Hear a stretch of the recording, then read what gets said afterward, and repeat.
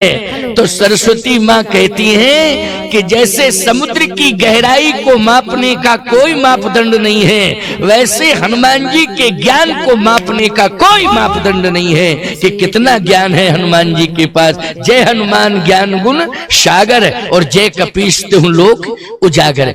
ऐसा ज्ञानी, ऐसा बलवान भगवान को आज मिल गया। भगवान ने कहा तुम्हारे बिना नहीं रह सकता हूं, अब तो तुम्हारे साथ ही रहूंगा और जहां जहां तुम रहोगे मैं वहीं वहीं रहूंगा। एक दिन की बात, समुद्र के किनारे सभी वानर बैठे हुए थे। हनुमान जी एकांत में भजन कर रहे थे बैठे बैठे। जामवंत जी बिल्कुल पास में भगवान के बैठे। तो भगवान उदास थे। तो जामवंत जी ने कहा कि आप उदास क्यों हैं? कितने वानर आपकी सेवा में और आपका सहयोग करने के लिए कृत संकल्पित हैं। आपकी जो समस्या है, हर समस्या का समाधान ये पदम 18 जूथब बंदर मिलकर के करेंगे। भगवान ने कहा समूह अगर किसी को मिल जाए और वो व्यक्ति ये सोचे कि इस समूह से समाधान हो जाएगा तो ऐसा संभव नहीं है। याद रखना। बोलो भाई, हो सकता है कि ज्यादा समूह हो तो और समस्या बढ़ जाए, समस्या ही बढ़ जाएगा, समाधान तो हो नहीं। ज्यादा समूह हो तो समस्या बढ़ जावे। अच्छा बोलो भैया, परिवार बढ़ता है तो खर्च बढ़ता है, और अगर विवेक की कमी है तो समस्या भी बढ़ जाती है।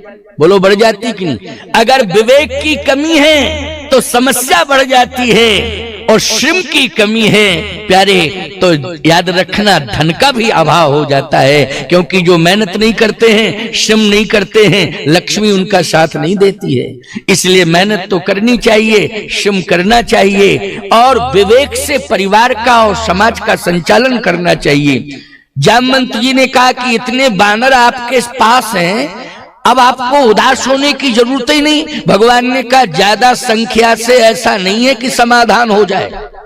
रावण के पास भी बहुत संख्या थी, बड़ा जनबल था, धनबल था, लेकिन अंत में क्या कंडीशन हुई? समस्या बढ़ती ही चली गई, समाधान मिला नहीं, समस्या बढ़ती ही चली गई। समस्या का समाधान कैसे होगा प्रभु? भगवान राम ने कहा सुनो बूढ़े बाबा, मैं आपको बता रहा हूं समस्या का समाधान। 3 शक्तियां यदि किसी को प्राप्त हो जाए तो समाधान मिल जाता है। 3 शक्तियां। जामवंत जी ने कहा 3 शक्तियों के नाम बताओ। ध्यान से सुनना, 3 शक्तियों के नाम बता रहा हूं। शक्तियां तो बहुत हैं, लेकिन 3 शक्तियां जो महाशक्तियां के रूप में हैं उनके नाम मैं बता रहा हूं। बिल्कुल सुनना, ध्यान से सुनना। अगर इधर उधर मन गया तो फिर आपके जीवन की जो समस्या है वो अटकी रह जाएगी, समाधान नहीं मिलेगा। लेकिन समाधान देना चाहता हूं। 3 शक्तियां भगवान राम ने कहा जिसे भी मिल जाती हैं उसे निश्चित रूप से समाधान मिल जाता है। जामवंत जी आश्चर्यचकित हो गए, ध्यान से सुनने लगे। बताओ। सभी वानरों से कहा सुनो, बहुत महत्वपूर्ण बात कह रहे हैं प्रभु राम। 3 शक्तियां जिसके पास होंगी उसकी हर समस्या का समाधान हो जाएगा। इसलिए समस्या का समाधान करना है तो 3 शक्तियों के नाम सुनो। कौन कौन?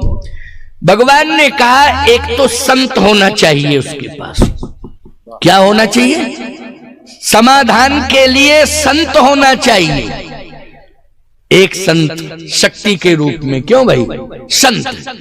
दूसरा का समस्या के समाधान के लिए वीर सैनिक होना चाहिए। क्या होना चाहिए? वीर सैनिक होना चाहिए। और संस्कार देने के लिए सती होना चाहिए समाज में, संस्कार जिससे मिलता है। अब बताओ 3 शक्तियां हो गई ना, संत, सैनिक और सती। अगर 3 शक्तियां किसी परिवार में हैं तो परिवार की हर समस्या का समाधान होता रहेगा। 3 शक्तियां किसी देश में हैं तो देश की हर समस्या का समाधान होता रहेगा। मुझे 3 चाहिए। जामवंत जी ने कहा कि मुझे तो विश्वास है कि आपको तीनों मिल गए, तीनों हैं आपके पास। भगवान ने कहा नहीं नहीं, हमारे पास कहां है, हम जिससे लड़ने जा रहे हैं उसके पास 3 हैं। हाँ, जिससे हम लड़ने जा रहे हैं रावण से, उस इसलिए चिंता कर रहा हूं कि ये समूह देख रहा हूं, ये विश्वास कर लूं कि इतने वानरों से आज राम को विजय श्री मिल जाएगी। ऐसा संभव नहीं है। क्यों? रावण के पास 3 महाशक्तियां हैं। इसी बात की है कि यहां मैं देख रहा हूं, आश्चर्य दिखाई दे रहा है। 2-5 देवियां एक साथ बैठ जाएं तो शांति से नहीं बैठ सकती, यहां हजारों देवियां शांति से बैठी हैं। बोलो इससे बड़ा आश्चर्य और क्या हो सकता है? इससे बड़ा आश्चर्य क्या हो सकता है? ये आश्चर्य, ये यज्ञ भगवान की कृपा है और ये संतों के द्वारा दिया हुआ सुंदर समाज में संस्कार है, जिससे आज इतनी संख्या में भी शांति दिखाई दे रही है और शांति से सब सुन रहे हैं। नहीं, आजकल कोई किसी की नहीं सुनता है। कौन सुन रहा है? किसकी सुन रहा है? अच्छा, कहते भी इनसे कि सुनो सुनो सुनो, तो ये कह देती, आप कह देते हमने घर वालों की नहीं सुनी।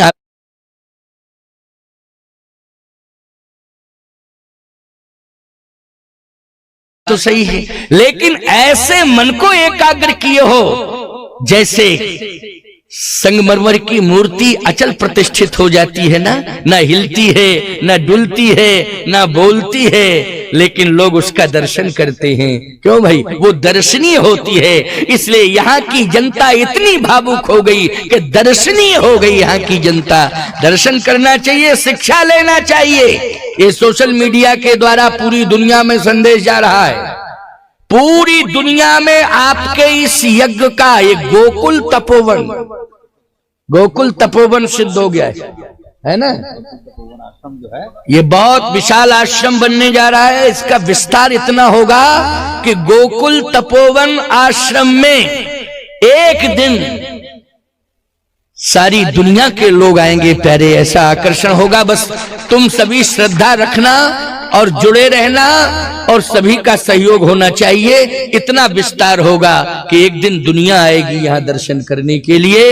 ये अद्भुत गोकुल तपोवन आश्रम होगा।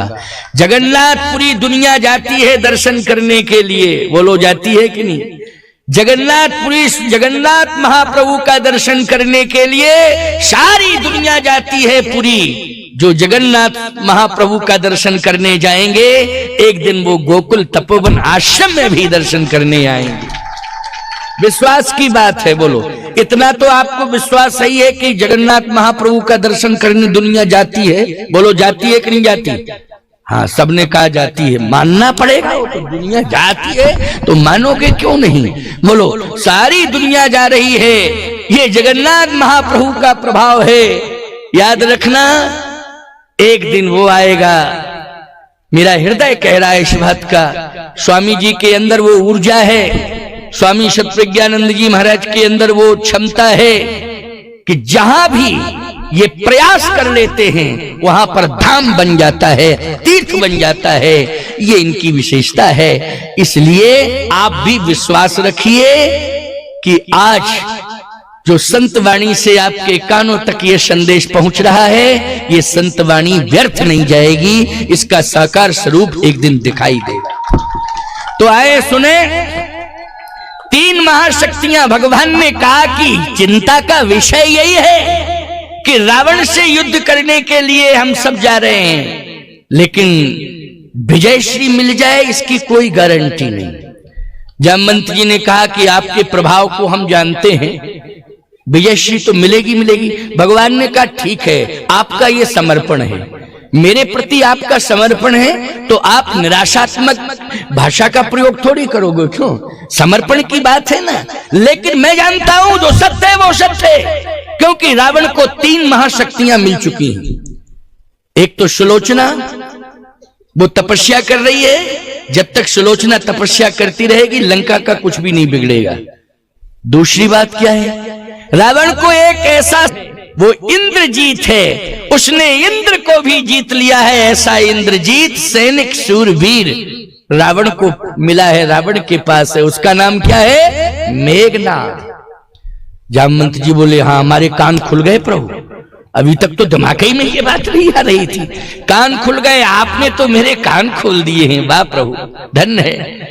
और तीसरी शक्ति महाशक्ति के रूप में विभीषण जैसा है, ये बिल्कुल सत्य है। मैं भी सुनकर के आश्चर्यचकित दिलाने के लिए तो अयोध्या में उर्मिला जैसी महासती तपस्विनी तपस्या कर रही है, वो श्री राम को विजय श्री दिलाने उर्मिला। और यदि सुलोचना का पति मेघनाथ, अच्छा बोलो मेघनाथ को किसने मारा था? मेघनाथ को लक्ष्मण जी ने। बहुत अच्छी बात, देखो श्रोता ये सब समझदार हैं, बहुत अच्छे हैं। हाँ देखो सब समझ रहे हैं, हमें ये पता ही नहीं था कि सब समझते हैं, तो हम आते ही क्यों? महाशती है, लक्ष्मण महान सूरवीर है। और यदि आप कहते हो कि विभीषण जैसा संत महाशक्ति के रूप में रावण के पास है, तो जामवंत जी ने कहा श्री राम के पास हनुमंत जैसा संत है, डरने की क्या जरूरत। अब समस्या तो बनी ही रहेगी, क्योंकि तीन महाशक्तियां, तीन मेरे पास, तीन रावण के पास, 3 वोट रावण के पास, 3 वोट राम के पास। अब विजयश्री किसको मिलेगी बताओ? जामवंत जी बोले एक मत जिसके पास ज्यादा हो, ज्यादा हो। भगवान राम ने कहा समस्या यह है कि तीनों में से एको मत की आशा नहीं है। हनुमान जी सुन रहे थे। हनुमान जी बोले आप उदास मत हो, अगर आप कहो तो हम लंका के 3 वोट ला दें, रावण के पास कुछ बचेगा ही नहीं। ये बात बिल्कुल सत्य है, ये बात बिल्कुल सत्य है। हनुमान जी चाहें तो बोलो इन तीनों को ला सकते हैं कि नहीं? अरे लंका पूरी त्रिकूटई पर्वत के सहित उखाड़ के रख दें लंका को। हनुमान जी ने कहा आप उदास मत हो, मैं 3 मत लंका के रामादल में लग। हे हनुमंत, राम में और रावण में अंतर होना चाहिए कि नहीं? क्या? रावण ने सीता का हरण किया, और यदि तुम सुलोचना को लाओगे तो हरण माना जाएगा। बोलो क्या माना जाएगा? हरण माना जाएगा। माना जाएगा हरण की नहीं?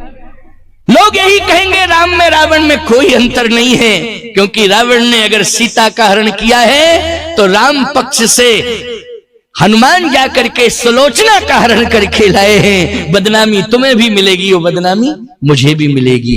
किसी भी नारी का हरण नहीं करना चाहिए। नारी का तो समाज में वैदिक परंपरा से वरण होना चाहिए, तब किसी नगर में लाई जानी चाहिए। वैदिक परंपरा से क्या होना चाहिए? वरण होना चाहिए। इसलिए नहीं, ऐसा तो हो ही नहीं सकता है। मैं सीता को वरण करके लाया हूं और रावण हरण करके ले गया है, इसलिए अंतर है। क्या अंतर है? सीता जी अयोध्या में आई जनकपुर से, तो क्या लेके आई हैं? बोले सीता जी सगुन लेकर के आई हैं, मंगल लेकर आई हैं। सगुन समझते हो ना आप लोग? शुभ सगुन होते हैं ना। जैसे गाय बछड़े को पिला रही हो, दूध पिला रही हो गाय, तो गौ माता अगर अपने बछड़े को दूध पिला रही हैं और ऐसा आप दृश्य, ऐसा दर्शन आप कर लेते हैं, तो अनुभव क्या करते हैं? बोलो ये शुभ शगुन हुआ है। बोलो यही मान्यता है कि नहीं? क्या माना जाता है? शुभ दर्शन माना जाता है। हिरण सामने से आ जाए तो मृगमाला आ जाए, समूह के साथ अगर हिरण आ जाए तो मृगमाला का दर्शन तो बहुत ही शुभ होता है। ये सभी शुभ संकेत हैं। ऐसे ही मांग में सिंदूर भरा हो, माथे में सिंदूर होता है ना, ये माथे में सिंदूर लगा है, क्या कहते हैं उड़ीसा में? सिंदूर कहते हैं। मस्तक पर सिंदूर, सुहागवती नारी के मस्तक पर क्या रहता है? सिंदूर रहता है। बोलो रहता है? पता चल जाता है कि ये सुहागवती नारी है, विवाह हो चुका है, ये सुहाग का प्रतीक है, ये सुहागवती नारी है। बोलो माथे का सिंदूर ही तो बताता है ये कि ये सुहागवती नारी है। पहचान। एक सज्जन बोले महाराज ये बताइए, नारी की तो पहचान के प्रश्न करते हैं, पता नहीं कोई औचित्य नहीं होता है, लेकिन अरे भाई तुम पूछ लो कि भैया आप विवाहित हो कि आप विवाहित हो, क्या दिक्कत की बात है? वो कह देगा नहीं हम विवाहित हैं। फिर आपका पहचान बताओ। पहचान बताओ। अरे तो वाणी से ही विश्वास कर लो पहचान है, हैं? अरे नकली वेशभूषा तो कोई भी बना सकता है, बोलो भाई, लेकिन सही बात तो यह है कि वाणी पर विश्वास करना ही पड़ेगा आपको। लेकिन नहीं, पहचान ऐसी बताओ कि दूर से ही पहचान में आ जाए कि इस व्यक्ति का विवाह हो गया। मैंने कहा देखो पहचान बता रहा, तुम लोग भी सुन लो पहचान। हाँ क्यों भाई, अब ऐसे आजकल सोशल मीडिया में जब इस तरह के प्रश्न होते हैं ना, उत्तर मिलता है तो लोग बहुत ध्यान से सुनते हैं कि नहीं, और कई बार सर्च करके सुनते रहते हैं। हाँ ये कंपटीशन चल रहा है आजकल, तो यही तो विडंबना है। लेकिन मैं स्पष्ट बात कहता हूं और बहुत साफ कहता हूं, समझने की कोशिश करना। शादी का पहला दिन पत्नी का समर्पण, वो शब्द निकलते हैं, समर्पण की जो पराकाष्ठा होते हैं, वो पहला शब्द समर्पण का निकालती है। वो कहती है इस जगत में मेरी दृष्टि में केवल तू ही तू। बहुत बड़ी बात है। परमात्मा माना जाता है, बोलो माना जाता है कि नहीं? तू ही तू। तुलसीदास जी से पूछा गया भारत की नारी क्या कह रही है एक पुरुष को देख करके कि तू ही तू। तुलसीदास जी ने कहा वेद मंत्रों को साक्षी करके, देवताओं को साक्षी करके, समाज को साक्षी करके, अग्नि को साक्षी करके इसका वर्ण हुआ है, इसलिए वर्ण हुआ है। तो आज शास्त्र कहता है कि नारी तूने जिसका मंडप के नीचे वर्ण किया है, तेरा परमात्मा वही है। आज से तेरा परमात्मा वही है। एक ही धर्म एक व्रत नेमा,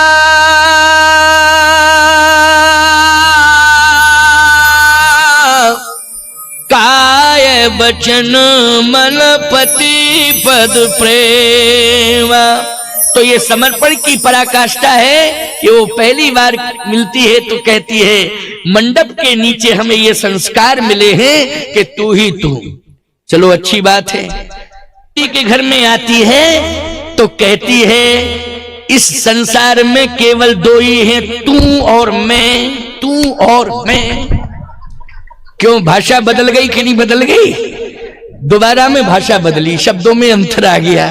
चलो भाई कोई बात नहीं है, ये भी हम मान रहे हैं कि तू और मैं पति पत्नी में प्रेम है, होना भी चाहिए।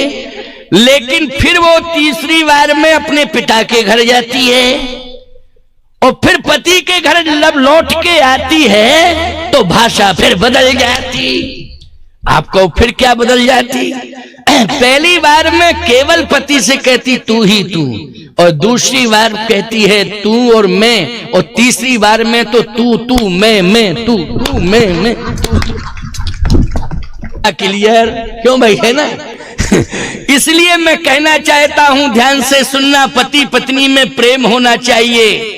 और प्रेम कब होगा पति पत्नी में? जब संत और यज्ञ दोनों की शरणागति तुम स्वीकार कर लो तो निश्चित रूप से परिवार में प्रेम होगा, पति पत्नी में, बच्चों में, सब में प्रेम होगा, गांव में प्रेम होगा। मैं दावे के साथ कह रहा हूं, ये रुद्र महायज्ञ 51 कुंडात्मक रुद्र महायज्ञ हो रहा है। ये बहुत बड़ा तपोवन घोषित हो रहा है। मैं आपसे स्पष्ट रूप से कहना चाहता हूं, यज्ञ भगवान के प्रति समर्पित रहना। सभी अबाल वृद्ध नर नारियों से कह रहा हूं, सामूहिक रूप से कह रहा हूं, ग्राम वासियों से कह रहा हूं और क्षेत्र वासियों से कह रहा हूं, गोकुल तपोवन आश्रम के प्रति अपना समर्पण करना। यज्ञ भगवान की कृपा से, संतों के आशीर्वाद से आपके घर में शांति भी रहेगी, आपके घर में सौहार्द, प्रेम, राज्य की स्थापना हो जाएगी। राम राज्य तब आएगा जब प्रेम राज्य की स्थापना होगी। प्रेम राज्य की स्थापना के लिए शांति सौहार्द समाज में बना रहे, इस प्रदेश में बना रहे, देश में बना रहे, इसके लिए हमें यज्ञ भगवान से प्रार्थना करनी पड़ेगी और संतों की आज्ञा को शिरोधारी करना पड़ेगा। ये सूत्र मैंने महत्वपूर्ण दिया है। इसमें जरा भी अगर इधर उधर हुए तो सावधानी हटी और दुर्घटना घटी। इसलिए सावधान होकर के सुनना। भगवान राम ने कहा कि हनुमंत सुनो मेरी बात, बूढ़े जामवंत जी आप भी सुनो। समूचे वानर गुण लेकर आए। गोस्वामी जी ने लिखा है, आए राम ब्याहे घर जब ते भयउ आनंद अवधपुर तब ते। आनंद ये शगुन का प्रतीक है, बोलो है कि नहीं? आनंद यदि हो रहा है तो ये शगुन का संकेत है कि नहीं? शगुन से ही आनंद है। अगर आनंद है आपके जीवन में तो ये शुभ शगुन है आपके लिए, बोलो है कि नहीं? अब आनंद किसके द्वारा मिला है आपको? बस ये समझ लेना कि उसी ने हमें ये शुभ संकेत दिया है। ये शुभ और सुख इन दोनों से जोड़ा है, शुभ और सुख दोनों से जोड़ा है। तो आपको शुभ और सुख, आनंद, मंगल, इससे यज्ञ भगवान जोड़ रहे हैं। आप यज्ञ से जुड़े रहिए, यज्ञ भगवान आपको सुख और शांति से जोड़ के रखेंगे, सदा रखेंगे। लेकिन लंका वालों से पूछा कि अयोध्या में सीता जी आई थी तो सगुन लेकर के आई थी, मंगल लेकर आई थी, सुख लेकर आई थी, आनंद लेकर आई थी, लेकिन लंका में क्या लेके आई? तो लंका की जनता ने रावण से कहा कि लंका में सीता असगुन लेकर आई, अमंगल लेकर आई, दूसरी थी। वो जो अयोध्या में पहुंची थी मंगल लेकर, शगुन लेकर, वो सीता कोई और थी। और लंका में जो सीता अमंगल और असगुन लेकर के आई है, ये सीता दूसरी है। रावण बोला नहीं नहीं नहीं नहीं, मैं वही सीता को लेके आया, कंफर्म रिपोर्ट है, मैं वही सीता लेके आया। लेकिन असर अलग अलग क्यों दिखाई दे रहा है? प्रभाव अलग अलग क्यों दिखाई दे रहा है? बोलो भाई। आती है तो उस घर के और नगर गांव के लिए वो सगुन होती है, और जब नारी हरण करके जिस नगर में आती है तो वो असगुन लेकर के आती है, अमंगल लेकर के आती है। इसलिए हरण करके लाए हो, इसलिए असगुन और अमंगल हो रहे हैं। और कुछ गुण हो न जाए बखानी, असुगुन हो न जाए बखानी। जब से लंका में हरण करके सीता आई है तब से असगुन ही असगुन हो, अलग मिलेगी। विजय की तो बातें ही छोड़ दो, बदनामी अलग, अपमान करेंगे उसका नहीं करेंगे, बल्कि हम जिसके जीवन में संस्कार ही ना हो उसे अगर संस्कार मिल जाए तो ये बहुत बड़ी विशेषता मानी जाती है। इसलिए नहीं, सुलोचना जहां तपस्या कर रही है उसको वहीं तपस्या करने दो। तो 2 वोट बहुत है, उसके पास 1 रह जाएगा, रावण के पास आपके 5, 3 और 2 5।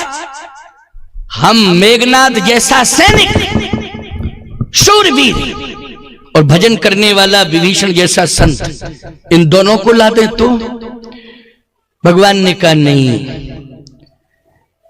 जिस देश होता है उस देश को सुरक्षित और संरक्षित करने का वो संकल्प लेता है, बोलो लेता है। लेकिन पाकिस्तान की आन मान शान की रक्षा करूंगा, हमारे हिंदुस्तान के तो कहना ही क्या, वो तो संकल्प लेते ही लेते हैं। ये गोकुल तपोवन आश्रम के माध्यम से संदेश जा रहा है तो भारत की प्रशंसा आप कर रहे हैं, हिंदुस्तान की इस यथार्थ बोध से जोड़ रहा हूं पूरी दुनिया को कि भारत देश हमारा महान है, क्योंकि यहां सती, संत और निष्ठावान सैनिक रहते हैं, इसलिए हमारा देश महान है। आपको पाकिस्तान का सैनिक, मैं एक बात कहता हूं, पाकिस्तान का सैनिक, उसकी भावना क्या है इस पर विचार करना। वो ये तो कहता है कि हमारा देश बचना चाहिए, लेकिन भावना क्या है? छीनने की भावना है उसकी। किसकी भावना है? अतिक्रमण जिसको कहते हैं। क्या कहते हैं? अतिक्रमण, छीनने की बात। एक एक बात सुनते जाना, बहुत महत्वपूर्ण बात है, क्योंकि कल भी स्वामी जी कह रहे, कल तो 6 बजे से ही मंच प्रारंभ हो जाएगा, सभी संतों का सम्मान हो जाएगा, कभी 10-10 मिनट बोल लेंगे, 15-15। मैं तो बोलूंगा ही बोलूंगा, है मैं तो बोलूंगा, आज भी बोल रहा हूं, कल भी बोलूंगा, और मुझे बुलाया ही गया है, इसलिए क्यों? इसलिए बुलाया गया है मुझे